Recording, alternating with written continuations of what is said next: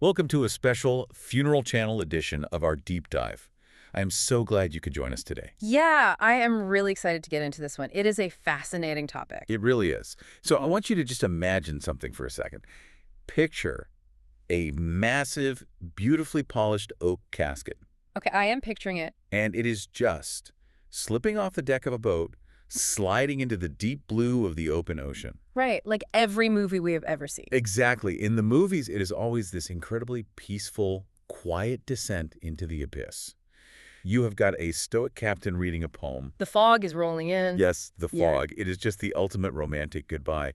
But what the cameras never actually show you is the terrifying reality of maritime physics. Oh, it is truly terrifying if you do not know what you are doing. Because without precise, legally mandated engineering, the physics of human decomposition and just the natural buoyancy of wood well, they will turn that peaceful farewell into a literal floating A disaster. total disaster, yeah. If you do not calculate the weight perfectly, that casket is not going to the bottom. It is just going to bob in a commercial shipping lane.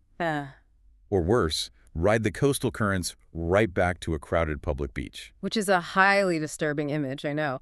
But it perfectly illustrates why the modern reality of burial at sea is governed by some of the most rigid regulations in existence. Right. We just love to romanticize the ocean as this passive, welcoming void. But it is an active, dynamic, and incredibly powerful ecosystem. Very active. So dropping something into it, especially human remains, requires an exact science. You cannot just guess. Okay, let's unpack this. Because today, for this Funeral Channel deep dive, we were stripping away all those cinematic tropes. We really need to. We were looking at a foundational guide to this whole process. It is a resource called Beyond the Shoreline, How Burial at Sea Really Works. And that is backed by the insights of the funeral program site. Yes, exactly. And our mission today is to explore how this incredibly ancient practice actually functions in the modern world. It is a lot more complicated than people think. Oh, massively. It is this huge intersection of strict legal constraints, intense logistical planning, rigid environmental compliance, and honestly, some of the most profound emotional resonance you can experience. Yeah, the core theme we really have to establish right out of the gate is that modern burial at sea is not just an event. Right. It is a carefully structured operation. I mean, it is a tightrope walk. A tightrope walk between what, exactly? Well, on one side, you have the absolute necessity of honoring the dignity of a human life with a final tribute. Of course, that is the whole point. But on the other side, you have the uncompromising safety and ecological demands of the ocean itself. You simply cannot just wing this. You definitely cannot wing it. No. The entire philosophy driving the resources we are analyzing today, like the funeral program site, is that understanding the microscopic details of funeral planning is the only way a family can make an informed, safe decision. And that actually brings us to the very first crossroad families face Mm, when they decide the ocean is where they want to say goodbye. the big decision. Right. Before you even look at a weather forecast or try to charter a boat, you hit this fundamental logistical fork in the road. And this single choice dictates everything else. It dictates the entirety of the legal and financial burden you are about to take on. You have to choose the method. Mhm. So, full-body burial or the scattering of cremated ashes. It is the great divide in maritime funerals, truly. And the guidelines for these two paths are not just slightly different. They exist in completely separate universes of complexity. I really want to emphasize that. Yeah, full-body burial at sea is an extraordinarily rare undertaking today, whereas cremation, followed by ash scattering, that has become the widely chosen standard. Just due to its relative simplicity, right? Exactly, due to its simplicity. Let's talk about that word simplicity, though, because I think it actually understates the massive gap between these two options. Oh, for sure. If we want to visualize the difference in scale here, imagine that arranging a full-body ocean burial is like organizing a massive, highly orchestrated theatrical production. That is a great analogy. You need specialized heavy lifting equipment, a huge crew, commercial-grade permits, precise mathematical timing. And a massive budget to pull it off. Yes, a massive budget. On the other hand, scattering ashes is more like, I do not know, an intimate acoustic set in a small room. Right, yeah. It absolutely still requires planning, heart, and talent, but the logistical footprint is exponentially smaller. Exponentially. So why exactly does the full-body option require such intense preparation?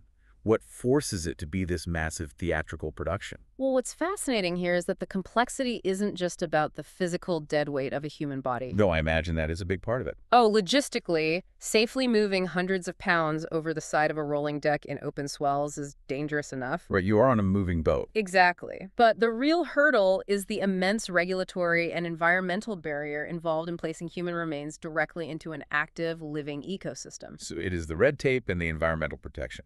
Precisely. The reason cremation appeals so strongly to grieving families is directly tied to their emotional bandwidth. That makes total sense. In the immediate aftermath of a profound loss, people are operating on a severe emotional deficit. They are exhausted. You are already carrying the heaviest emotional weight possible. Right. They simply do not have the cognitive resources to manage the rigorous, exhausting demands of coordinating with federal maritime agencies. Taking on a complex legal and engineering project on top of that grief just sounds paralyzing. It really is. But let's push into that. Let's say a family is absolutely determined. They want the traditional full-body burial at sea. Okay, let's say they are committed. Let's unpack the stringent, legally mandated preparations they are about to face in the United States, because this is where the logistics get incredibly heavy. The federal regulations are astonishingly specific. First, you have the geographical constraint. Okay. A full-body drop must occur a minimum of 3 nautical miles from the shoreline. Wait, 3 nautical miles? That is not just a quick putter out of the local marina. Not at all. At 3 nautical miles, you are leaving protected coastal waters and entering the open ocean. That is a completely different environment. It is. You are dealing with entirely different weather patterns, swell sizes, and maritime jurisdictions out there. Wow. But the distance from the shore is only the first metric. There is more. Oh, yes. The regulations also generally require a depth of at least 600 feet, and in certain designated areas, it must be significantly deeper. I have to stop you there. Why 600 feet specifically? It is a very specific number, I know. Is there some magical scientific threshold regarding decomposition that happens at 600 feet? Or is that just an arbitrary government number? It is not arbitrary at all. It is entirely based on oceanography and physics. Really? Yeah. Think of the ocean like a multi-layered highway system. The surface of the ocean, say the top couple of hundred feet, is like a chaotic high-speed interstate. Okay, I can picture that. Lots of movement. Exactly. You have wind-driven currents, massive tidal shifts, storm surges, and a massive amount of kinetic energy all pushing toward the shore. So if you drop something there, If you drop a casket in that top layer, it is essentially taking the next exit right back to the beach. oh wow, that makes sense. You have to get down to 600 feet to reach what we can call the basement level. The basement level. Down there, the water is cold, highly pressurized, and static enough to keep the remains completely undisturbed by surface weather or shoreward currents. Okay, that paints a completely different picture. Yeah. You aren't just putting them in the water. Yo. You are literally sinking them below the weather itself. That is a great way to put it. Here's where it gets really interesting, though. How do you guarantee they actually get down to that basement level? That is the big engineering challenge. Because earlier we talked about the physics of buoyancy. Mm. The regulations state the setup must ensure the body descends to the ocean floor quickly and naturally. I want to challenge that word naturally. Because naturally, a human body, especially as gases build up post-mortem, is incredibly buoyant. Yes, it is. And the materials we associate with traditional caskets, like wood, naturally float. Wood is basically a boat. Exactly. To make a heavy wooden box descend quickly into a dense saltwater environment requires serious, deliberate engineering. Exactly. Naturally, in this legal context, just means without the aid of mechanized sinking devices. Oh, I see. It certainly does not mean without human intervention. This is where the intersection of human dignity and the unyielding laws of buoyancy gets very stark. What do you have to do? The regulations require deliberate weighting. We are not talking about tossing a small anchor in. Like how much weight? We are often talking about adding 150 to 300 pounds of distributed weight to the foot of the casket or the shroud. Distributed weight. So you cannot just tie a heavy rock to the bottom. No, if you just weight the bottom, the casket will pitch vertically. And that is bad. It could structurally fail under the immense drag of the water as it sinks. It has to be balanced so it descends rapidly but maintains its integrity. That is wild. Furthermore, if you are using a wooden casket, you are legally required to drill an extensive series of large holes directly into the wood. Drilling holes into the casket. Wait, really? It's often up to 22-inch holes. That feels incredibly counterintuitive to everything we are taught about protecting the deceased. It goes against every instinct of modern mortuary science, honestly. Because modern mortuary science is obsessed with sealing the body away from the elements. Right. But in maritime physics, a sealed wooden box full of air is just a pontoon. It is a flotation device. Exactly. If you do not drill those holes, the water cannot rush in to displace the air. And without water rushing in. Without water rushing in, the casket will simply float, or it will implode violently halfway down due to the changing pressure. Implode. Yes, the pressure at 600 feet is immense. So the rule exists for a highly specific preventative reason. To avoid the undignified and deeply traumatic scenario of remains failing to sink. Exactly. Or being hit by a commercial hull or washing up on a coastline. Which would be an absolute nightmare for the grieving family, not to mention a massive public health and legal disaster for the authorities. A total disaster on all fronts. It's fascinating how the law forces you to completely abandon the concept of protecting the body from the environment. You have to let the environment in. Right. It forces you to instantly integrate the body into the environment, which leads us perfectly into the environmental mandates. This is a huge part of the process. Because you cannot just drill holes in a standard showroom casket. Absolutely not. The materials must not harm marine life. So you are restricted to untreated wood or natural fiber shrouds made of 100% cotton or linen. So no polished mahogany, no brass handles, no synthetic velvet linings. No plastics, no synthetic fabrics, no metal hinges that could introduce foreign toxins. So it is very bare bones. And crucially, no toxic varnishes or chemical sealants that you would typically find on a land burial casket. And does this extend to the body itself? It does. The environmental mandate heavily restricts or outright bans traditional embalming fluids. Because those are full of chemicals. They are primarily formaldehyde, which is a known potent toxin. You are literally protecting the fish from the funeral. That is precisely what you are doing. Wow. Think about it. A traditional modern casket is built to resist the earth. It is literally engineered to not break down. It's a sealed chemical vault. Right. If you drop that into an incredibly fragile marine ecosystem, it is essentially toxic debris. It is pollution. So a full-body sea burial forces a return to a much older, much more natural way of preparing a body. But it is heavily engineered to meet incredibly strict modern federal environmental standards. The logistics of that are just staggering. They really are overwhelming. And having explored that heavy burden, the pivot to cremation makes so much more sense. It is night and day. If you are sitting in a funeral director's office, totally consumed by grief, and they hand you a multi-page checklist involving calculating displacement physics. Right, sourcing completely untreated lumber. Finding a captain license for deep water drops. Figuring out how to safely hoist a 500-pound loaded wooden box over the side of a boat in open ocean swells. You can absolutely see why someone would say, you know what? Let's stop right here. Let's look at cremation. It shifts the burden almost entirely. The sheer weight of the logistics just evaporates. It does. But, and this is a massive point in our sources as we transition to discussing ash scattering, we have to clarify that simpler does not mean unregulated. That is a very common misconception. Just because you are dealing with ashes instead of a full body doesn't mean the ocean becomes a free-for-all. Ashes on the waves still demand strict compliance. Very much so. The flexibility of cremation is undeniable, but you are still interacting with a federally protected environment. So what are the rules there? Well, the ashes themselves have to be scattered in a manner that complies with environmental regulations. Okay. And crucially, if the family intends to release any container into the water along with the ashes, that container is legally required to be 100% biodegradable. Right, so you cannot just buy a plastic urn online, toss it overboard, and call it a day. No, definitely not. The ocean isn't a dumping ground for our grief. I like that phrasing. It really isn't. But this brings up a really important logistical question. Because our sources note that due to these legalities, families frequently hire licensed providers who specialize exclusively in maritime funerals. Yes, that is very common. I have to ask you, is hiring one of these specialized maritime providers merely a convenience? Like hiring a wedding planner, so you do not have to fold the napkins yourself? Or is it something more? Right. Does it act as a necessary legal shield against accidentally violating federal laws during a deeply vulnerable time? It is far more of a legal shield than a mere convenience. We have to remember that maritime law is incredibly opaque to the average citizen. It is confusing. If I tell you to go exactly 3 nautical miles offshore, do you know where the baseline starts? I would have no idea. The beach? The dock?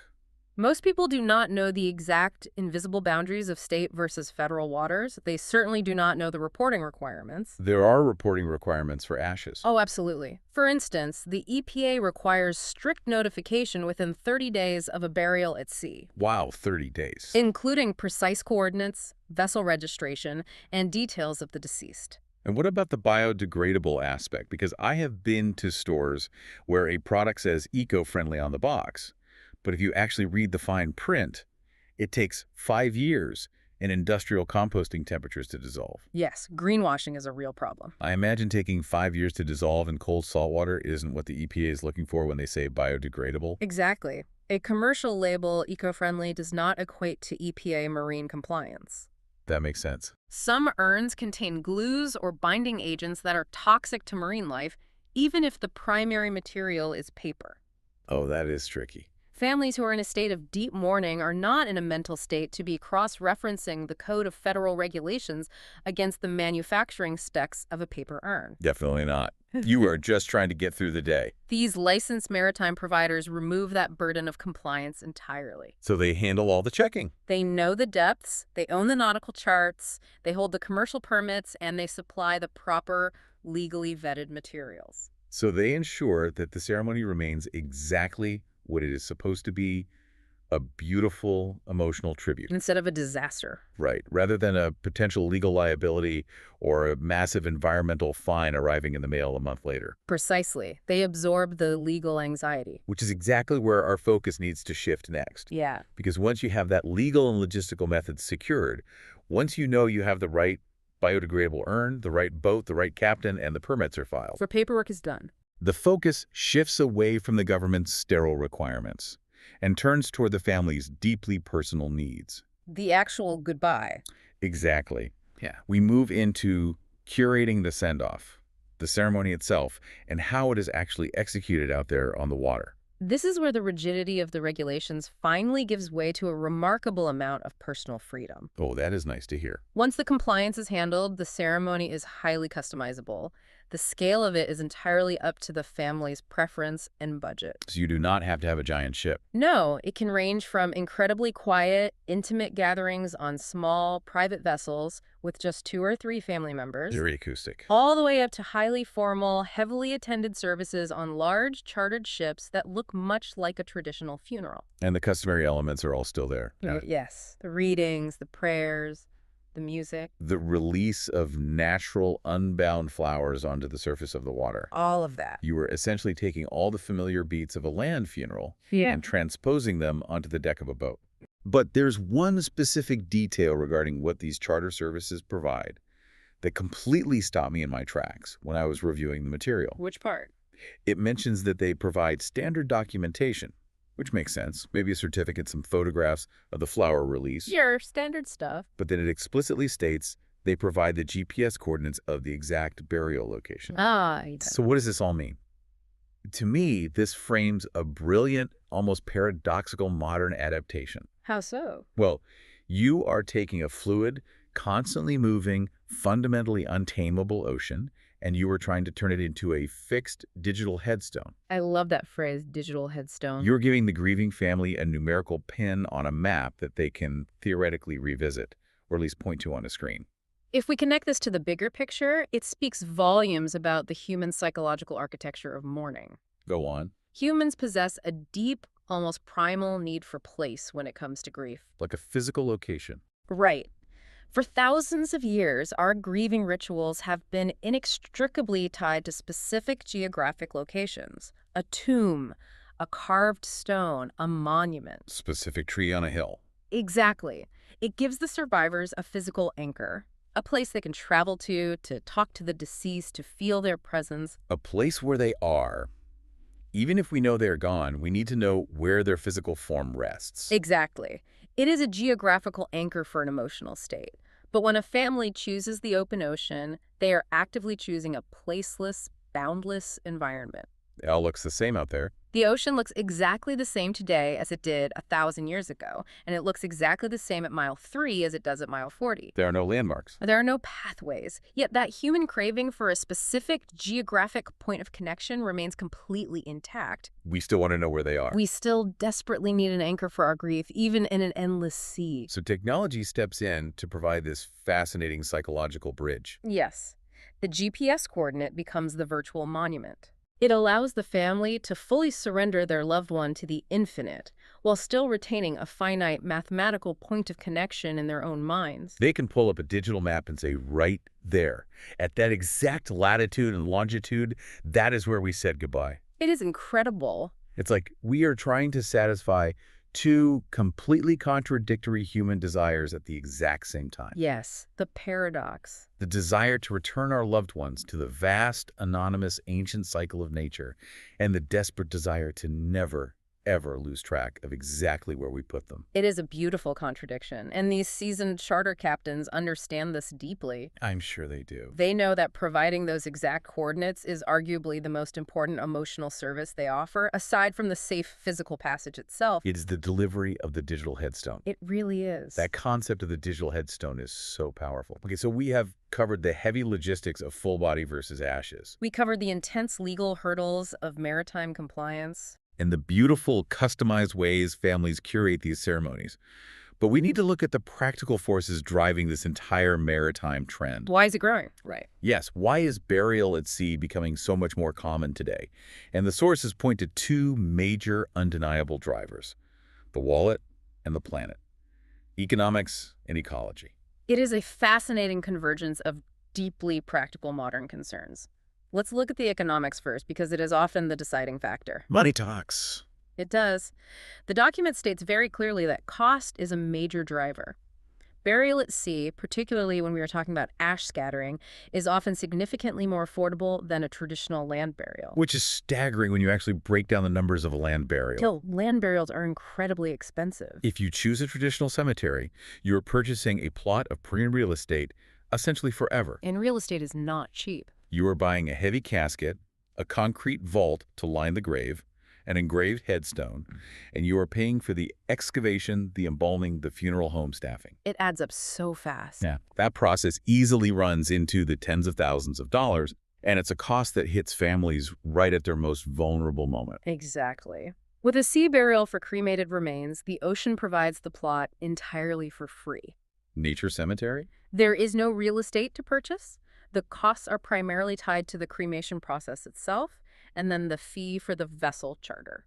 And even within that charter fee, as the text notes, there is a wide spectrum of costs. Right. It is not one size fits all. A private, exclusive charter on a large yacht will obviously cost more. But many providers offer what are called group services. Tell me about the group services, because that sounds highly practical. It is an incredibly budget-friendly option where multiple unrelated families might go out on the same larger vessel. Ah, so you share the boat. Right. The captain will navigate to a specific spot, stop the engines, and allow the first family to perform their private scattering and readings on one side of the deck. Then they move to a new coordinate for the next family. It drastically reduces the cost for everyone involved while still ensuring legal compliance and a dignified setting. That is such a smart solution. And here is the irony and honestly the underlying beauty of this that I really want to point out to you listening. Think about almost every other area of modern life. Usually the absolute cheapest option is the worst possible choice for the environment. Exactly. Fast fashion, cheap single-use plastic goods, budget air travel, they all carry a massive destructive ecological footprint. That is so true. But in this highly specific scenario, the most budget-friendly option, a group charter for ash scattering, also happens to be incredibly eco-friendly. It is a rare win-win. How rare is it that the absolute cheapest option in life is also the most environmentally sound? It is exceptionally rare, and it is a major reason why this practice is seeing such a massive surge in popularity. The eco factor is huge right now. The inherent environmental protection regulations of sea burials, the absolute mandate for 100% biodegradable materials, Right. the strict prohibition of toxic embalming fluids, the complete lack of concrete vaults or steel caskets. All of those legal constraints align perfectly with a massive cultural shift in values. The sources highlight this growing public interest in green burials and natural disposition methods. People are becoming hyper-aware of their carbon footprint. And they are extending that awareness to their death. They do not want their final, lasting act on Earth to be polluting it. Precisely. It transitions from just being a way to save money for the surviving estate into making a final, definitive statement about your personal values. It is a legacy choice. By choosing a method that legally forces the use of natural materials and explicitly supports the protection of fragile marine ecosystems, you are transforming the end of life into an active act of environmental stewardship. You are making a conscious decision to leave the Earth exactly as you found it. Or perhaps a little better, by not taking up permanent physical space with non-decaying toxic materials. It's profound. You are returning to the ecosystem, literally feeding back into the cycle of life. Yeah. Rather than sealing yourself off from it in a hermetic steel box buried under manicured grass. It is a very different philosophy of death. And that concept of returning, of merging with something infinitely larger than yourself, leads us directly into the final and arguably most important theme of our deep dive. The emotional closure. Because ultimately, all of this machinery we have discussed, the complex buoyancy physics, the GPS tracking, the untreated wood, The EPIS notifications, the group charter fees. all this rigid terrestrial structure serves one singular, incredibly fragile human purpose: emotional closure. The documentation is unequivocal on this point. It states that the emotional impact is perhaps the most significant aspect of burial at sea. It is the core driving reason. It is why families are willing to endure the daunting logistics and the potential seasickness. The text mentions that being on open water, surrounded by the sheer vastness of the ocean, creates a powerful sense of connection and reflection. It is awe-inspiring. And I want to contrast that physical environment for a second, because I think the spatial difference is key. What do you mean? If you have ever stood in a traditional graveyard, especially an older urban one, it can sometimes feel claustrophobic. Oh, absolutely. It's finite. It is walled in. There are heavy iron gates. There are neat, highly organized rows of stones. It is a grid.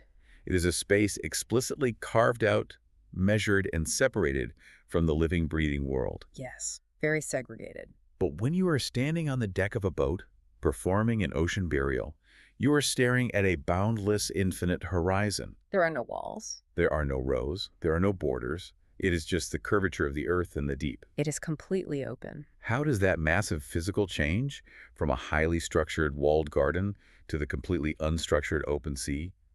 How does that alter the actual psychology of saying goodbye? This raises a deeply important question about how our physical environment dictates the shape of our grief. Because grief is so personal. The vastness of the ocean is, in many psychological ways, the perfect physical mirror for the overwhelming, boundaryless nature of grief itself. It is a powerful way to put it.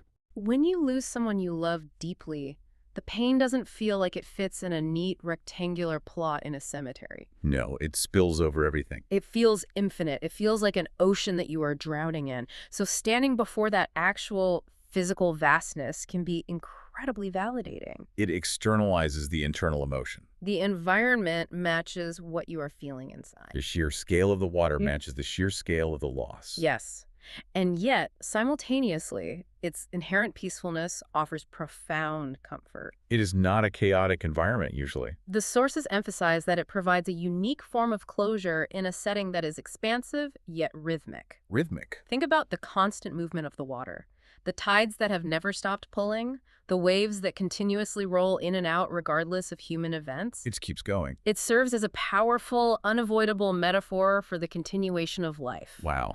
It physically reminds the mourners that while this one specific precious life has ended, the immense ancient rhythm of nature continues entirely uninterrupted. That is deeply reassuring.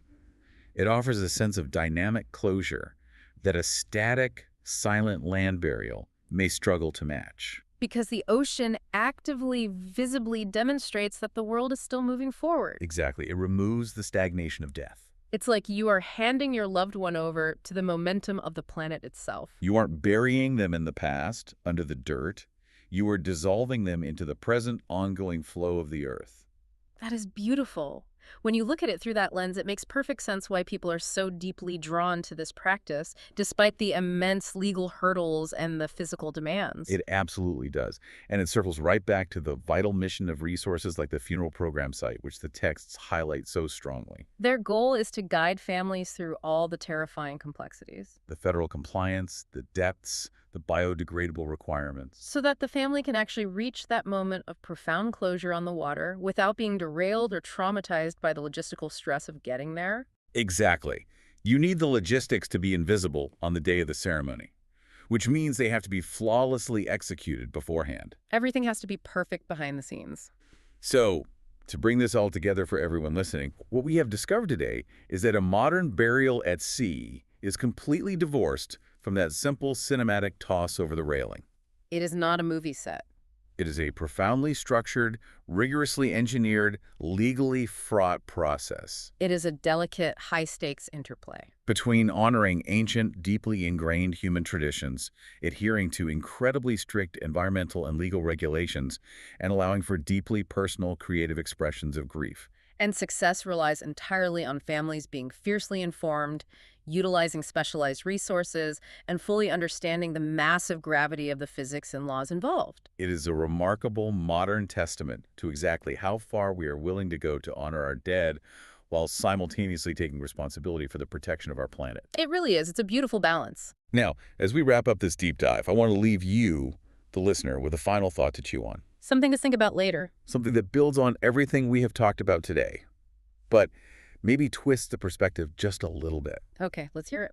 We spent a good amount of time discussing that brilliant concept of the digital headstone, how charter boats will give families the exact pinpoint GPS coordinates for the burial site to act as a fixed geographical anchor for their grief.